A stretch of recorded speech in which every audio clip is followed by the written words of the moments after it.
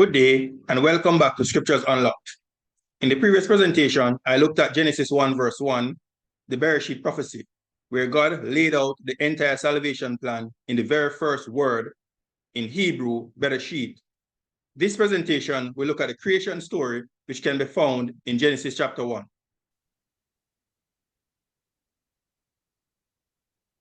So this presentation will examine Genesis 1 in its entirety and prove from the scriptures that God created the heavens and the earth in 6 literal days and not over a period of millions or billions of years. There are some people who believe in the gap theory, and they claim that there's a gap of millions or even billions of years between Genesis 1 verse 1 and Genesis 1 verse 2, while others claim that Genesis 1 is actually a recreation of the earth after Satan ruled the world and then it was then destroyed. And some have even suggested that there was a pre-Adamic race before Adam was actually created. But the scriptures are very clear that God created the heavens and the earth in 6 literal days, which is what we'll go through in this presentation. So the scriptures reveal what God did in Genesis 1 verse 1. And then he outlines the condition of the earth prior to it being made habitable for plant and animal life in Genesis 1 verse 2. So in the beginning, God created the heaven and the earth. And the earth was without form and void, and darkness was upon the face of the deep. And the Spirit of God moved upon the face of the waters. So after God created the heavens and the earth, verse 2 then tells us what the condition of the earth was when God initially made it. It was without form, and it was void, and it was covered with water, and there was darkness upon the face of the deep. And then the latter part of the verse tells us that God started to move upon the face of the waters as he was now going to make the heavens and the earth habitable. So notice what God said in Isaiah 45 verse 18. For thus saith Jehovah that created the heavens, God himself that formed the earth and made it. So this is another statement of fact according to the scriptures, that God created the heavens and God himself formed the earth. He had established it. He created it not in vain. He formed it to be inhabited. So even though God created it initially in Genesis 1 verse 1, and it was without form and void, meaning it was empty, God did not form it to be uninhabited. He formed it to be inhabited. I am Jehovah and there is none else. The Hebrew words translated as without form and void are tohu and bohu. Tohu is Strong's H8414, and that is the word that is translated as vain. And bohu is Strong's H922. Tohu and bohu simply means a desolate place that is like a wasteland that was devoid of any life form. So that was the condition of the earth in Genesis 1 verse 2. So notice the Hebrew script of tohu. It occurs 20 times in the Hebrew scriptures. It is Strong's H8414. It is translated as vain 4 times, vanity 4 times, confusion thrice, without form 2 times, Genesis 1 verse 2, and Jeremiah 4 verse 23, which I look at a little later. So the outline of biblical usage. So tohu simply means formless, confusion, emptiness. It is talking about the primeval earth before anything else was created. It refers to nothingness or an empty space. Here are 3 verses that uses this same word, tohu. And it means to lie waste, a desolation, meaning of the surface, a desert, a worthless thing. So Job 6 verse 18 says, the paths of their way are turned aside. They go to nothing. That's tohu. So it is translated as nothing in this verse and perish. Job 26 verse 7 says, he stretched out the north over the empty place, tohu again, and hanged the earth upon nothing. Isaiah 40 verse 17, all nations before him are as nothing, and they are counted to him less than nothing and vanity.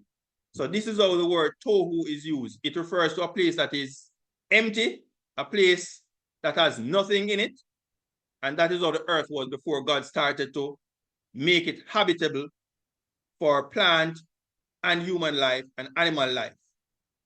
Bohu, on the other hand, is another Hebrew word which simply means to be empty. It occurs only 3 times in the entire Hebrew scriptures. It is translated as void twice and emptiness once. But the cormorant and the bittern shall possess it. The owl also and the raven shall dwell in it. And he shall stretch out upon it the line of confusion and the stones of emptiness. That's bohu. And Jeremiah 4 verse 23 uses a similar language to Genesis 1 verse 2. And this is speaking after the second coming of Jesus. Jeremiah said, I beheld the earth, and lo, it was without form and void.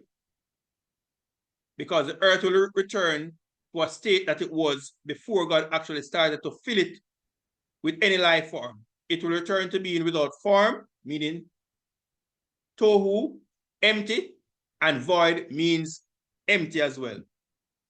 And the heavens, and they had no light. So just as though in Genesis 1 verse 2, darkness upon the face of the deep, at this time, the earth will return to its pre-creation state, meaning before God actually started to make things habitable. So Jeremiah 4 verse 23 is describing the earth as it was in Genesis 1 verse 2. It uses the same phrases. Without form, that's tohu, and void, bohu. Genesis 1 verse 2 also says that darkness was upon the face of the deep. The Hebrew word translated as darkness is hoshek. It is Strong's H 2822. The Bible describes the earth as being a very dark and watery place before God started to make the planet habitable for all life forms. Notice where this word again appears in scripture.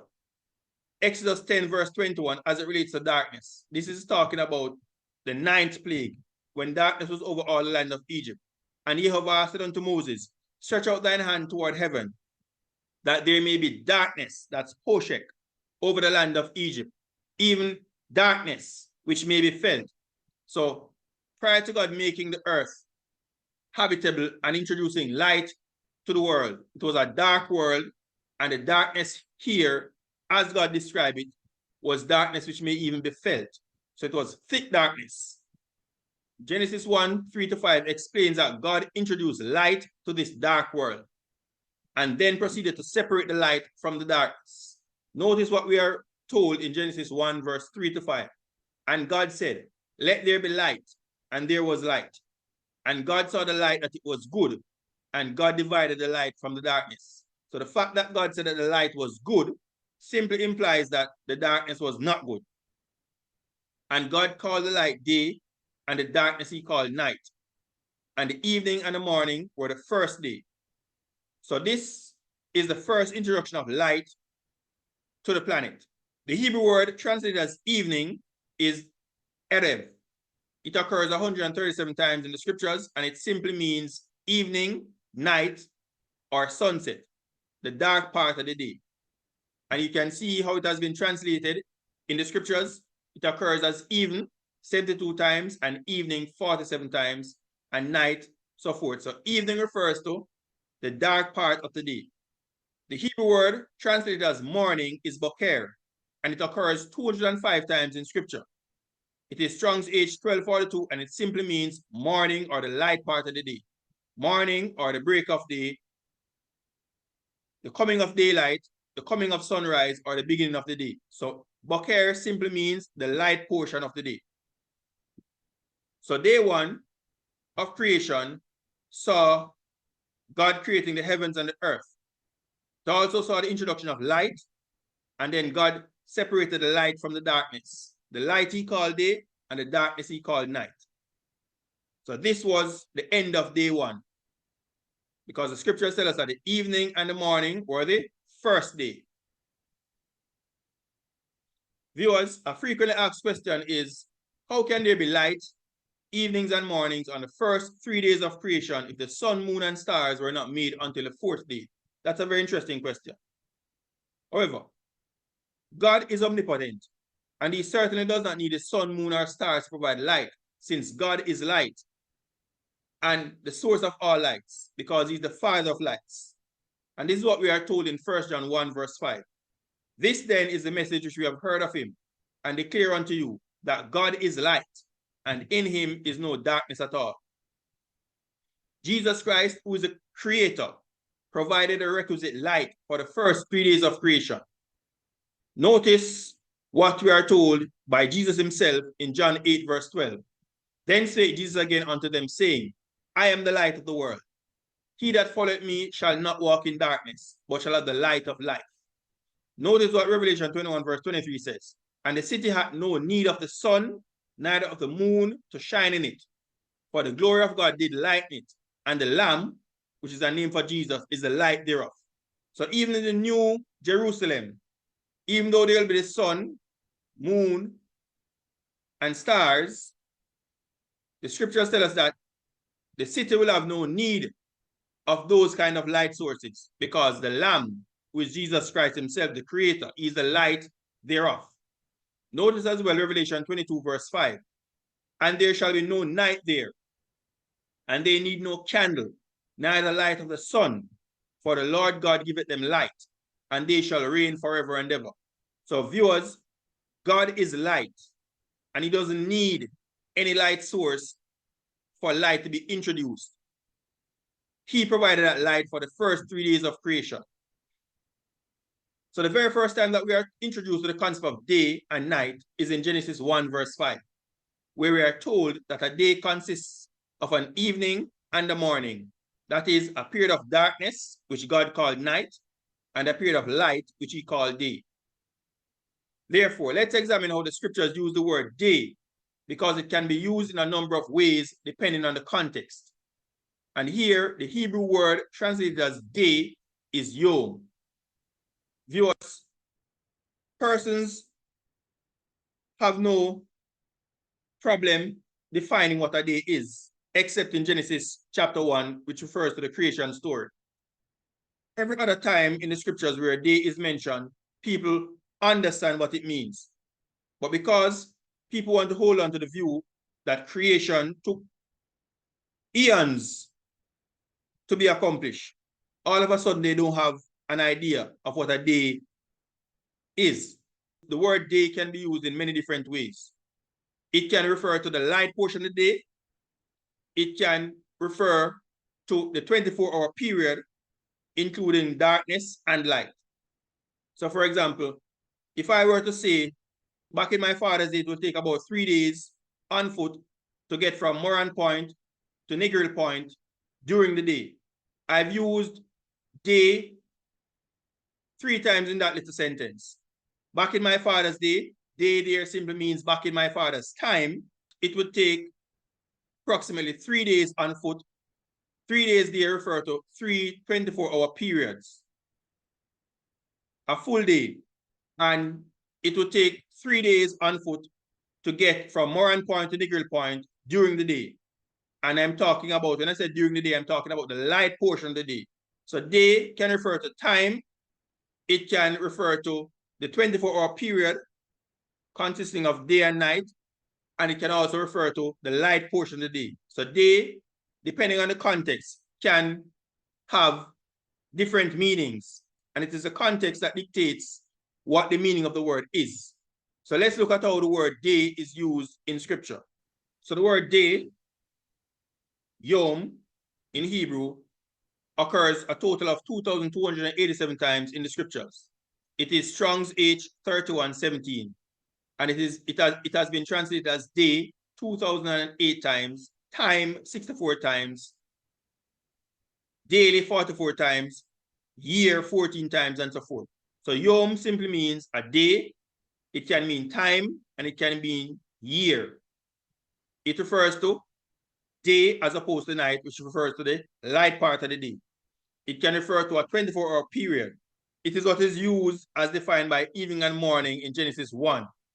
Notice that the word day, the English word day, occurs 2,133 times in 1,821 verses in the Old Testament. And it occurs in all 39 books of the Old Testament, from Genesis to Malachi. The word day or days occurs in every single book. And in every single book of the Old Testament, it is understood that day refers to the light portion of the day or a 24-hour period. It doesn't refer to eons or millions or billions of years. It refers to a 24-hour period from sunset to sunset, which includes evening and morning.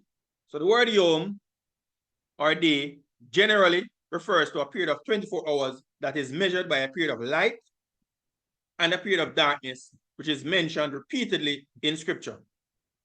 Notice some verses here that uses day and night in the same verse. It occurs, day and night occurs 221 times together in 105 verses in the King James Version. Here are a few examples. Genesis 8:22. While the earth remaineth, seed time and harvest, and cold and heat, and summer and winter, and day and night shall not cease, because it's a cycle. Exodus 13, verse 21. And Jehovah went before them by day in a pillar of cloud, so that's the light portion of the day, to lead them the way, and by night in a pillar of fire, the dark part of the day, to give them light. Hence, they need the light because it is the dark period of the day, to go by day and night. Psalm 74, verse 16. The day is thine, the night also is thine. Thou hast prepared the light and the sun. Psalm 91, verse 5. Thou shalt not be afraid for the terror by night, nor for the arrow that flieth by day. Psalm 121, verse 6. The sun shall not smite thee by day, nor the moon by night. So we are seeing that a day includes a light portion and a dark portion. Psalm 139, verse 12. Yea, the darkness hideth not from thee, but the night shineth as the day. There's a contrast. The darkness and the light are both alike to thee. Notice Jeremiah 33, verse 20. Thus saith Jehovah, if ye can break my covenant of the day and my covenant of the night, and that there should not be day and night in their season. So we can see clearly, viewers, a day includes a period of darkness and a period of light. That is what a day is all about. So viewers, Jesus the Creator also told us that a day also includes a period of light and a period of darkness. Notice what he said in John 9, verse 4. I must work the works of him that sent me while it is day. That is, while it is the light portion. The night cometh when no man can work, because it is dark. Jesus then said in John 11, verse 9 and 10, are there not 12 hours in the day? So Jesus confirms here that there are 12 hours of light in the day, which means that there are also 12 hours of darkness in the day. So Jesus asks this rhetorical question. Are there not 12 hours in the day? He's not talking about the full day. He's talking about the light portion of the day. And he says, if any man walk in the day, he stumbleth not, because he seeth the light of this world. And the light of this world is the sun. And he is the light of the world. Jesus is the light of the world. That is why he's also called the Son, S-U-N, of righteousness. And he goes on to say, but if a man walk in the night, he stumbleth, because there is no light in him. So viewers, persons who don't subscribe to the 6 literal days of creation are not being faithful to Genesis 1, because the text itself makes it abundantly clear that creation was completed in 6 literal days. How do I know this? Here are all the verses in Genesis 1, which speaks about the creation of the heaven and the earth.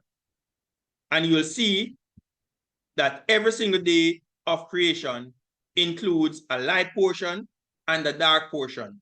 An evening and a morning, there's a number and there's a word day. So notice Genesis 1, verse 5. And God called the light day, and the darkness he called night. And the evening and the morning were the first day. Genesis 1, verse 8. And God called the firmament heaven, and the evening and the morning were the second day. So 2 days. Genesis 1, verse 13. And the evening and the morning were the third day. Genesis 1, verse 19. And the evening and the morning were the fourth day. Genesis 1:23. And the evening and the morning were the fifth day. Genesis 1:31. The final day of creation. And God saw everything that he had made, and behold, it was very good. And the evening and the morning were the sixth day. So God is making it very clear from the Genesis text that creation took 6 literal days, which includes a light portion, which he called day, and a dark portion, which he called night. There's an evening and there's a morning. There's a number, and God called it a day. First day, second day, third day, fourth day, fifth day, sixth day.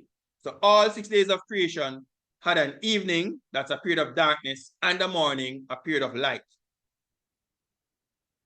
After Genesis 1 verse 31, the very next verses state that everything was finished after 6 days, and God rested on the 7th day. Notice Genesis 2 verse 1, the next chapter. And you could even say that these verses could even be a part of Genesis 1. There are no chapter divisions in the Hebrew scriptures. Thus the heavens and the earth were finished, and all the host of them. This is after the 6th day. And on the 7th day, God ended his work which he had made, and he rested on the 7th day from all his work which he had made. And God blessed the 7th day and sanctified it, because that in it he had rested from all his work which God created and made. So creation took 6 literal days, and God added another day, the 7th day, which is where we get our weekly cycle from. So it's 6 days of work, 1 day of rest. So that is how we get our week, because God instituted an additional day upon which he rested. And he sanctified that day, he blessed it, and he set it apart for holy use. Notice Genesis 2 verse 4. These are the generations of the heavens and of the earth when they were created, in the day that Jehovah God made the earth and the heavens. So the Bible is very clear that God took 6 literal days to accomplish the creation of the heavens and the earth and all the host of them. So the proponents of the view that creation was done over a period of millions or even billions of years are not only being intellectually dishonest with the biblical text, but they are essentially calling God a liar. Why do I say this? This is simply because the Creator himself stated categorically that he made the heavens and the earth in 6 days. Notice what we are told by God himself in Exodus 20, verse 1. And Moses made it very clear when he wrote this. And God spake. So notice it was God who was speaking all these words, saying. And when you get down to the 4th commandment, Exodus 20, verse 8 to 11, he said this. This is God who is speaking. Remember the Sabbath day to keep it holy. 6 days shalt thou labor and do all thy work. So just as how God created the earth and the heavens in 6 days, he was saying to his people, Israel, and to the entire universe and world, that just as how I created the earth in 6 days, you are also to labor for 6 days and do all your work within that 6-day period. But on the 7th day is the Sabbath of Jehovah thy God, that's his name. In it thou shalt not do any work, thou, nor thy son, nor thy daughter, thy manservant, nor thy maidservant, nor thy cattle, nor thy stranger that is within thy gates. Why? For in 6 days Jehovah made heaven and earth, the sea, and all that in them is, and rested the 7th day. Wherefore Jehovah blessed the Sabbath day and hallowed it. So there it is, plain and simple from the mouth of the Creator. He said in clear terms that in 6 days he made the heaven and the earth, the sea, and all that in them is, and rested the 7th day. 7 comes after 6. And he blessed the 7th day, which is called the Sabbath, and hallowed it. So the question becomes, who will you believe? The God of truth, who declared what he did during the 6 days of creation, or human reasoning and philosophy? So viewers, having established that creation was completed in 6 literal days according to God, the Creator, let's return to what God did on day 2 of creation, because remember, we looked at day 1 where God created the heavens and the earth, and then he introduced light, and he called the light day, and the darkness he called night. Notice what he did on day 2. God was now going to make the atmosphere so that he can then make it habitable for animal, plant, and human life. And God said, let there be a firmament in the midst of the waters, and let it divide the waters from the waters. The Hebrew word translated as firmament is the Hebrew word rakia, and it simply means space or airspace. So God said, let there be a space in the midst of the waters, because remember, at this point in time on day 2 of creation, the earth was completely covered in water.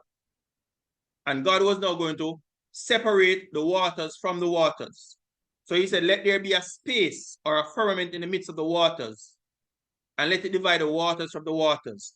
And God made a firmament and divided the waters which were under the firmament from the waters which were above the firmament.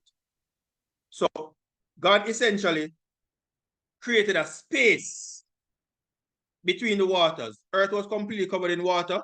He created a space between the waters and the waters. So there's a space in between. There's a water above and water beneath, and the firmament in the middle, or space in the middle. And this would now become Earth's atmosphere. So God created the firmament, which was a space in the middle of the waters. So there was water above and there was water beneath the firmament. So God was now preparing the atmosphere. And notice what we are told. And God called the firmament heaven, and the evening and the morning were the second day. So on day 2 of creation, God made an atmosphere that could sustain life, an atmosphere that was conducive to all life form, by creating space between the waters above the firmament and the waters beneath the firmament. So this is what we are seeing here. A space between the waters, waters above and waters beneath. So let's now look at day 3 of creation. Genesis 1, verse 9 to 13. So having created the space in between the waters, God was now going to do something else on day 3. And God said, let the waters under the heaven, because remember, there was a space between the waters under the heaven from the waters above the heaven, which is the firmament. Let the waters under the heaven be gathered together unto one place, and let the dry land appear. So God then created dry land, and it was so. And God called the dry land earth. So earth itself has more than one meanings. Earth is the planet itself, and earth refers also to the dry land. So God called the dry land earth, and the gathering together of the waters called these seas, plural. And God saw that it was good. And then God said, let the earth bring forth grass. So the earth itself caused grass to come forth, the herb yielding seed and the fruit tree yielding fruit after his kind, whose seed is in itself upon the earth. And it was so. So notice again here, he caused the earth to bring forth trees without the need of any seeds, because each of these trees had its seed within itself, and it was so. And the earth brought forth grass and herb yielding seed after his kind, and the tree yielding fruit whose seed was in itself after his kind. And God saw that it was good. And the evening and the morning were the third day. So that is what happened on the third day. God created the dry land. He also created these various seas that we see around the planet. And he also caused the earth to bring forth grass and trees that could bear fruit. All of that took place on day 3. So here you are seeing a picture of the dry land with grass and flowers, and you are seeing over here the seas and trees. So this is what God did on day 3. So on day 3, God created the seas, the various seas, the oceans, and the dry land. He also created vegetation and the various fruit-yielding trees after their kind. And here's a picture of various fruit trees, and all the trees that we see on earth today was the result of what God did on day 3. So you are seeing persimmon tree, apple tree, cherry tree, avocado tree, fig tree, pomegranate, and all these kinds of trees. God caused the earth to bring forth these fruit-yielding trees. So viewers, notice that just as how the Creator provided light on day 1 without the sun, moon, or stars, God also caused the fruit-yielding trees to spring forth without first creating any seed on day 3. So God caused the earth to generate these fruit-yielding trees, which had its seed within itself. And he did not need to have the trees come about because of seeds that were planted. God spake and it was done. He commanded and it stood fast. So notice that Psalm 104 verse 1 to 10 gives us a perfect description of what took place on days 1 to 3. Bless Jehovah, O my soul. O Jehovah, my God, thou art very great. Thou art clothed with honor and majesty. And notice what we are told in verse 2. Who covers thyself with light. So God covers himself with light, which is why God is light, as with a garment. Who stretches out the heavens like a curtain. That is the creation of the heavens. Who laid the foundations of the earth, that it should not be removed forever. That's the creation of the earth. So Psalm 104 verse 2 and 5 speaks to the creation of the heavens and the earth. And that took place on day 1. Speaking about the earth, thou coverest it with the deep as with a garment. Water stood above the mountains. So remember Genesis 1 verse 2. And the earth was without form and void, and darkness was upon the face of the deep. So the earth was covered with water. And this is what Psalm 104 verse 6 is saying. That the earth was covered with the deep as with a garment. The water stood above the mountains. And then on day 3 now, we are going to see that God caused these waters to form seas. At thy rebuke, they fled. Speaking about the waters. At the voice of thy thunder, they hasted away. Because he said, let the dry land appear. And he called the gathering of the waters seas. So the waters, they go up by the mountains. They go down by the valleys unto the place which thou hast founded for them. Thou hast set a bound that they may not pass over, that they turn not again to cover the earth. That is why even today, the sea has its decree. It can come as far as the shoreline and no further. God has set a bound that the seas will not again cover the earth. He sendeth the springs into the valleys which run among the hills. The seas are covered with salt water. The springs contain fresh water, and these can be found in the valleys which run among the hills. Creation days 2 and 3 is what we are reading about in Psalm 104, verse 6 to 10. Earth was covered with water, Genesis 1, verse 2, before God separated the waters and then proceeded to create the dry land, including mountains and valleys, by setting boundaries for the seas. Let's now look at creation day 4. And God said, let there be lights in the firmament of the heaven to divide the day from the night, and let them be for signs and for seasons and for days and years, and let them be for lights in the firmament of the heaven to give light upon the earth. And it was so. And God made 2 great lights, the greater light to rule the day and the lesser light to rule the night. He made the stars also. And God set them in the firmament of the heaven to give light upon the earth, and to rule over the day and over the night, and to divide the light from the darkness. And the evening and the morning were the 4th day.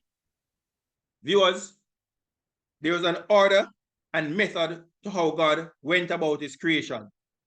The first 3 days, God prepared these spaces, the heavens and the earth, so that they can be habitable. Days 4 to 6, God is now going to fill these spaces, that is the heavens and the earth, with celestial objects, sun, moon, and star, as well as plant, animal, and human life on days 4 to 6. So days 1 to 3 saw the forming of the heavens and the earth so that they can be habitable. And having done that, God is now going to fill these spaces throughout days 4 and 6, as we will see. So this is day 4 of creation. We are looking at the earth here. This is the moon and the sun, and we are seeing the stars. God created 2 great lights, the sun to rule the day and the moon to rule the night. He also made the stars. The Hebrew word for make is asa.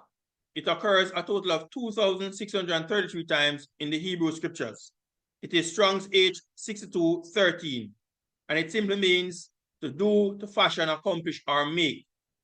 It is used interchangeably with the word bara, which means to create. Bara simply means to create out of nothing, while asa means to create out of pre-existing material.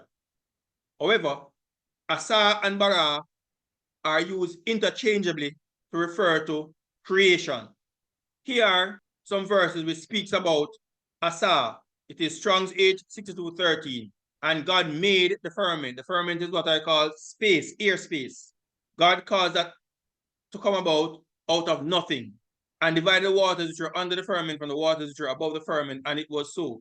We are now on day 4, and God made, or God created, 2 great lights. The greater light to rule the day, and the lesser light to rule the night. He made the stars also. And God made the beasts of the earth after his kind. Notice verse 26 of chapter 1. And God said, let us make man in our image. So man was made from pre-existing material or matter, from the dust of the ground. But other places in the scripture says God created man in his own image. So you can see that the word asa and bara are used interchangeably. And notice Genesis 1 verse 31, and God saw everything that he had made, including the heavens and the earth, which came about out of nothing, because before God created the heavens and the earth, there was nothing in existence. But here in Genesis 1 verse 31, we are told that God saw everything that he had made, which is asa, and behold, it was very good. And notice Genesis 2 verse 2, and on the 7th day, God ended his work which he had made, and he rested on the 7th day from all his work which he had made. So the point I'm making here is that the Hebrew word asa can be used interchangeably with the word bara, which means to create. So notice that the sun, which is the greater light, was created to rule the day. And that is why we have the light portion of the day, and that is when the sun is up, because the sun was given to rule the day. The moon is referred to by God as the lesser light, and it and the stars rule the night. And here you are seeing a picture of the stars.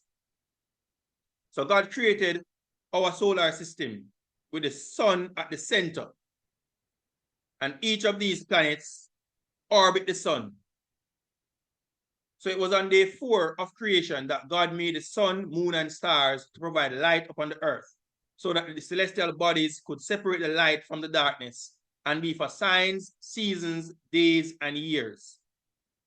Viewers, the rotation of the earth on its axis in relation to the position of the sun is what establishes the day-night cycle and the light-darkness routine. So here you are seeing the earth is rotating on its axis, and it takes 24 hours for the earth to make one complete rotation on its axis.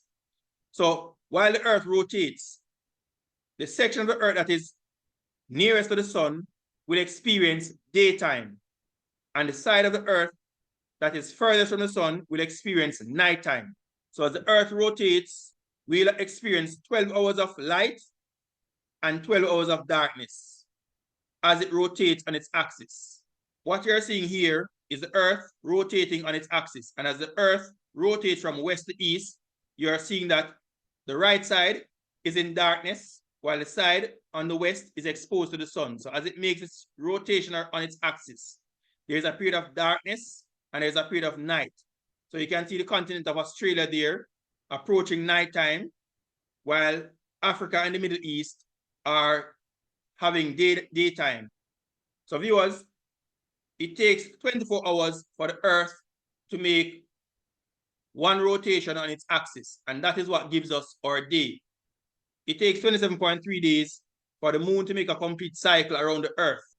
As the moon makes its revolution around the earth, it takes 29.5 days for a new moon to occur.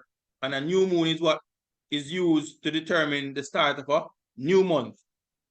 A year is when the earth makes a complete revolution around the sun, and that takes 365.25 days for the earth to make a complete revolution around the sun.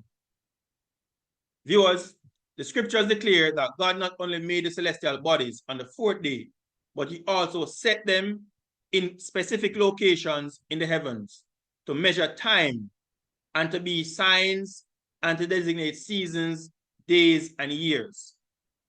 Notice what you are seeing on screen here. You are seeing the earth on its axis that is tilted toward the sun, and you're seeing the seasons. So as the earth tilts toward the sun and makes its revolution around the sun throughout the year, we experience the different seasons. On or about March 20, we experience spring in the northern hemisphere, while those persons in the southern hemisphere experience autumn.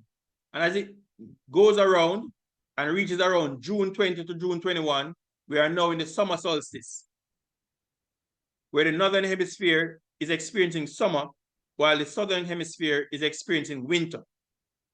And when we reach September, the northern hemisphere is experiencing autumn, while the southern hemisphere is experiencing spring. And as you get to December, the northern hemisphere is experiencing winter during December time, the northern hemisphere, while the southern hemisphere is experiencing summer. So right now in Australia, it is Australian summer, while we are just about coming out of winter, heading into spring. So it is the movements of the earth and moon that establishes the days, months, seasons, and years, because this was ordained by the master creator from Genesis 1, verse 14. Notice what we are told in Psalm 104, verse 19, speaking about these celestial objects. It says, he, speaking of God, he appointed the moon for seasons. The sun, know it is going down. So as the earth rotates on its axis during a 24-hour period, we experience sunset and sunrise. So the sun, know it is going down. Thou makest darkness. So as the sun sets, darkness appears and it is night, wherein all the beasts of the forest do creep forth.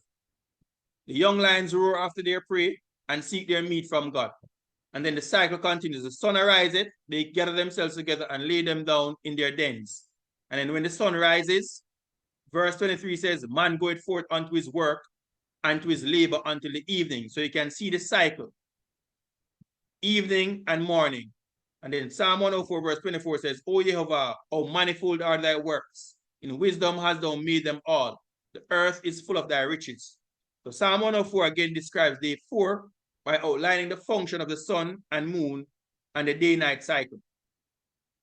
Here you are seeing the moon in its orbit is tilted by 5 degrees as it makes its rotation around the earth. This is what we see at night. So we have the sunlight on the right, and when there's a new moon, the side of the moon that is facing the sun is bright, and the side that is facing the earth is darker. When there's a new moon, we are not able to see the moon. It's a dark night. And as it makes its way around the earth, you will see the waxing crescent moon. And 7 days after the new moon, we are seeing the half a moon, which is the first quarter. And as it makes its rotation around, we see the waxing gibbous.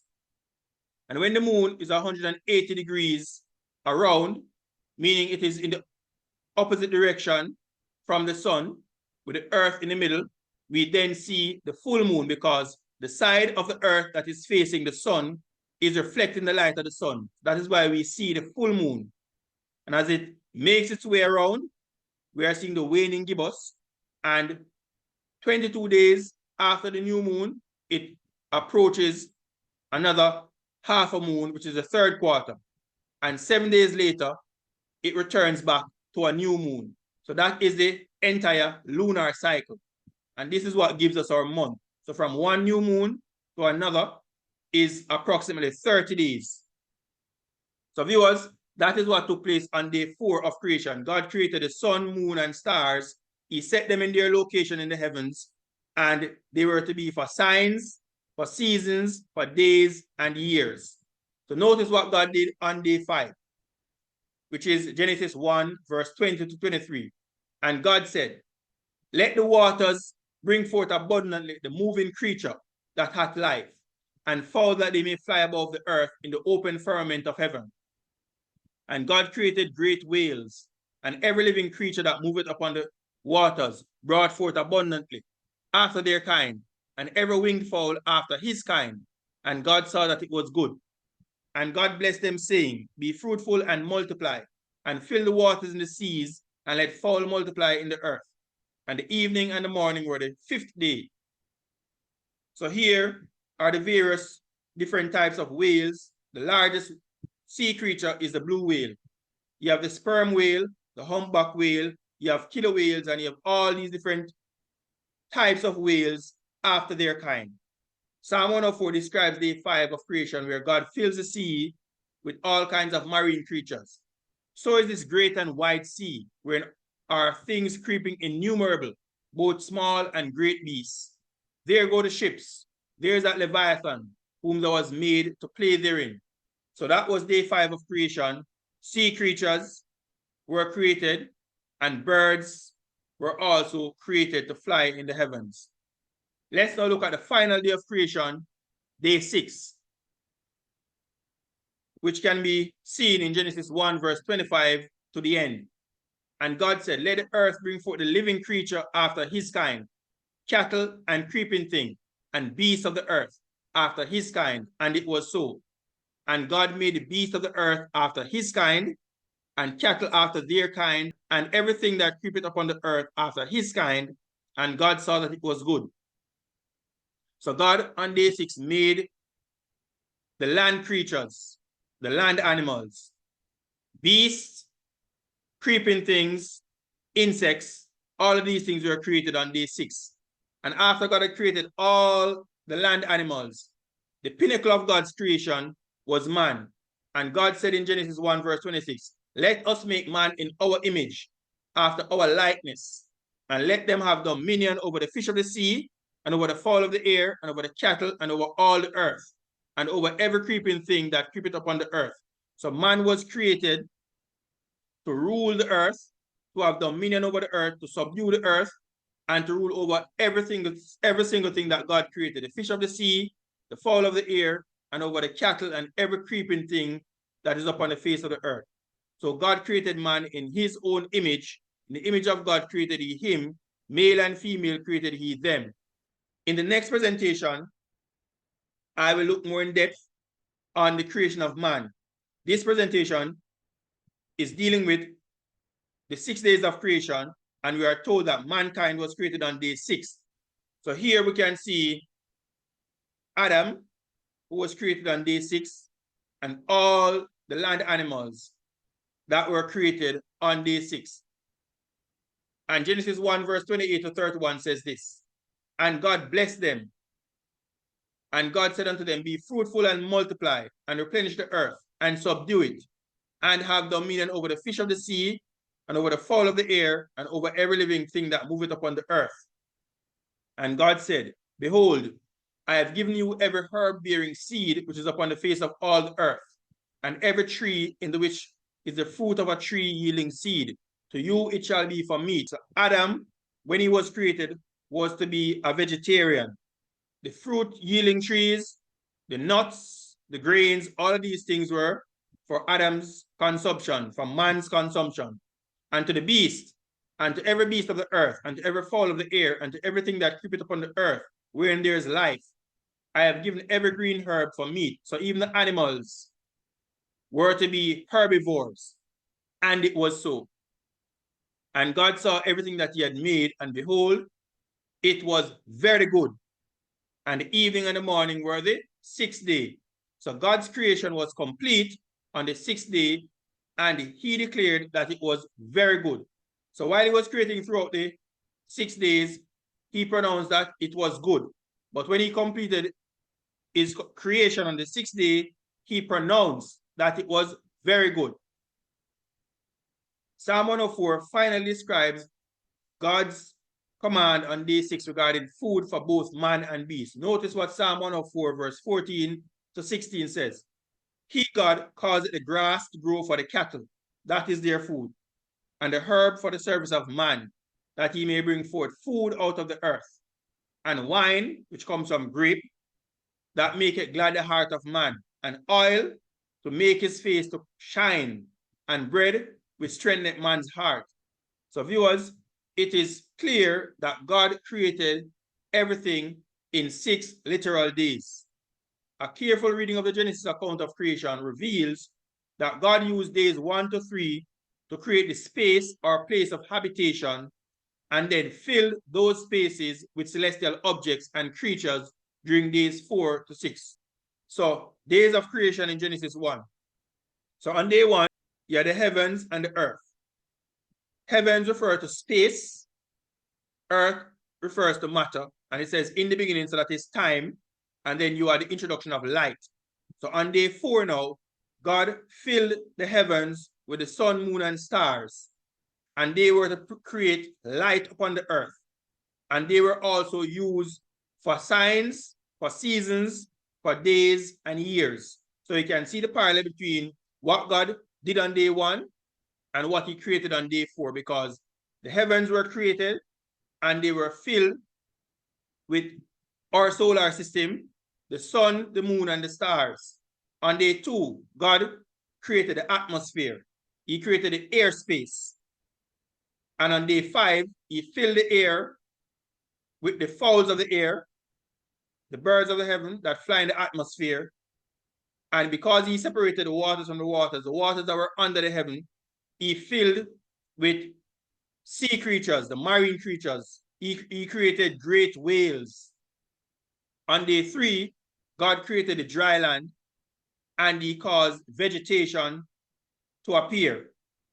And these vegetation was for the service of man and was for food, and was to be food for the animals. Having created dry land and vegetation, the fruit-yielding trees, on day 6, God then created the land animals that would occupy the dry land, and mankind was the pinnacle of God's creation to have dominion over the cattle, the fowl of the air, and the sea creatures. So what you can see is that God had a method to what he did in creation. There's a clear parallel. God first formed the space. He created the heavens and the earth on day 1.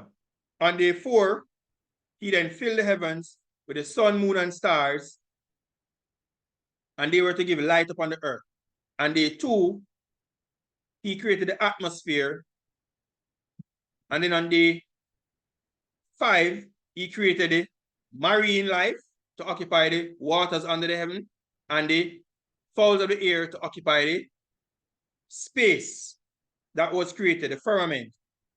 On day 3, God caused the dry land to appear. He caused the earth to bring forth grass. He called the gathering of the waters seas, and the dry land he called earth.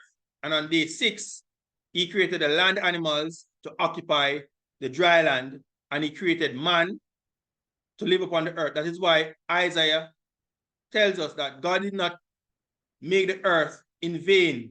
He formed it to be inhabited, and that is what he did on days 1 through to 6. So the Genesis account of creation makes it absolutely clear that God created the heavens and the earth and the host of them in 6 literal days. And we went through what God did on each of the day, and every single day had an evening and a morning, a period of 24 hours consisting of a dark period of time and a light period of time. There's 12 hours in the day, that's a light portion, and 12 hours of darkness.